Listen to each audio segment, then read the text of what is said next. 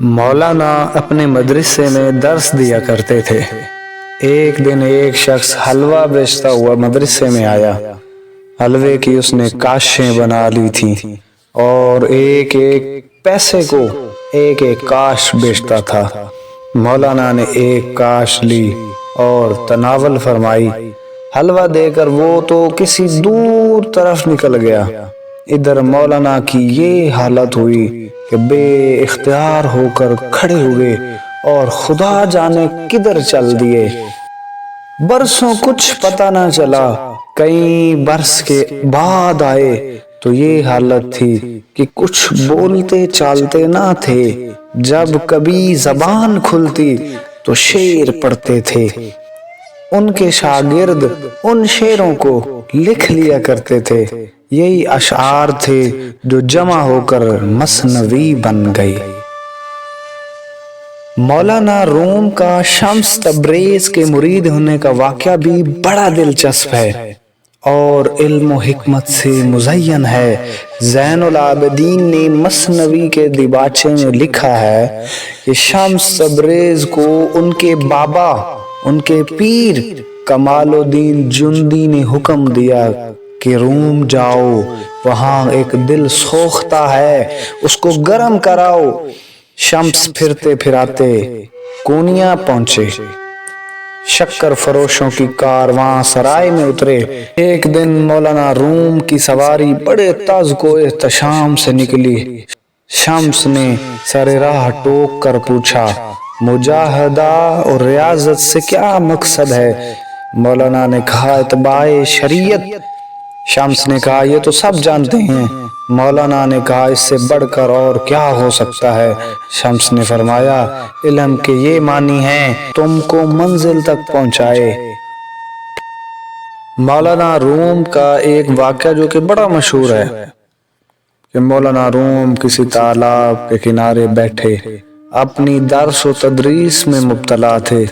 ادھر سے مولانا شمس تبریز فقیر کا روپ دھارے مولانا روم کے پاس آئے اور کتابوں کی طرف اشارہ کر کے پوچھا، این چیست، یہ کیا ہے؟ مولانا روم جو کہ کونیے کے اس وقت سب سے بڑے عالم تھے، علم کے روب میں جواب دیا، این آ علم است کہ تو نمی دانی، یہ وہ علم ہے کہ تو نہیں جانتا۔ مولانا شمس جو کہ باطنی علم سے مزین تھے، کتابیں اٹھائی اور پانی کے تالاب میں پھینک دی۔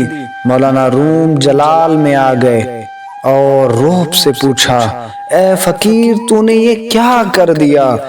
اس میں علم کا ایک خزانہ تھا، کتابوں کا مجموعہ تھا۔ جب مولانا روم کی حالت قابل رحم ہوئی تو شمس تبریز نے ساری کتابیں پانی سے نکال کر جھاڑتے ہوئے باہر رکھ دی، جیسے ان سے مٹی نکل رہی ہو، کنارے پر رکھ دی۔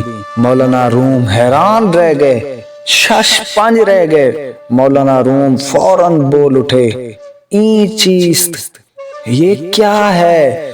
شاہ شمس تبریز نے کہا، این آ علم است کہ تو نمی دانی، یہ وہ علم ہے کہ تو نہیں جانتا۔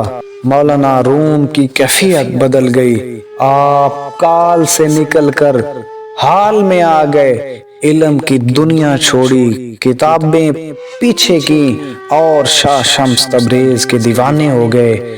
دیوانے بھی پھر اس طرح ہو گئے۔ آپ علیہ رحمت نے اپنی کایا پلٹنے اور فیضان معرفت حاصل کرنے کی نسبت اپنے علم سے نہیں بلکہ اس وقت کے کتب، اس وقت کے شاہ حضرت شاہ شمس تبریز سے کی ہے۔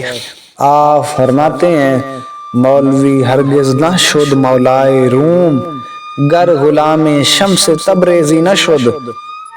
خود کو عالم فاضل سمجھنے والا مولوی ہرگز مولائے روم نہ بنتے اگر انہیں شاہ شمس تبریز جیسا مرد درویش نہ ملتا۔ یہ اللہ والوں کا فیضان ہوتا ہے۔ کسی نے کیا سچ کہا ہے، اللہ تک اللہ والے ہی پہنچا سکتے ہیں، کیونکہ وہ فنا فی ذات، فنا فی مرشد، فنا فی رسول اور فنا فی اللہ ہوتے ہیں، اور یہ وہ مومن ہیں جو اللہ کے نور سے دیکھتے ہیں۔